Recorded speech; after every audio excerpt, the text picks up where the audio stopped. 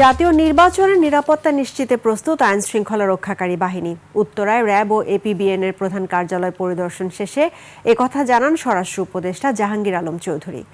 আইন শৃঙ্খলা রক্ষাকারী বাহিনী এখন অনেকটাই উন্নত বলেও দাবি করেন স্বরাষ্ট্র উপদেষ্টা। সিরাত আল মুস্তাকিমের রিপোর্ট।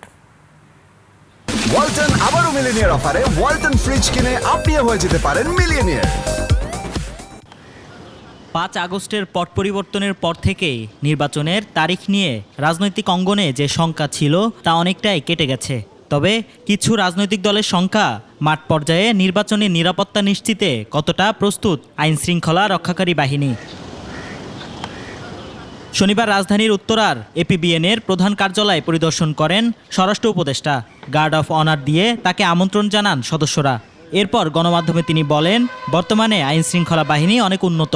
বাহিনীদের মারণাস্ত্র নিয়েও কথা বলেন স্বরাষ্ট্র উপদেষ্টা।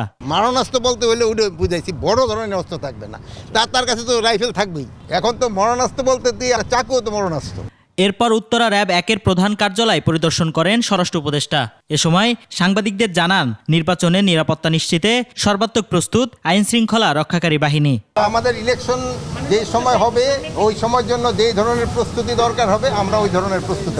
এ সময় সীমান্তে পুশিন নিয়েও কথা বলেন তিনি। জানান, এ বিষয়ে ভারতকে কঠোরভাবে প্রতিবাদ জানানো হয়েছে। এটা খুব অমানবিক কাজ করতেছে, এজন্য আমরা কিন্তু একটা স্ট্রং প্রোটেস্ট পাঠিয়েছি। এছাড়া গুমের বিষয়ে বাহিনীর কর্মকাণ্ডকে স্বার্থান্বেষী কর্মকর্তাদের কার্যকলাপ হিসেবে দাবি করেন স্বরাষ্ট্র উপদেষ্টা। সিরাত আল মুস্তাকিম, ২১ টেলিভিশন, ঢাকা।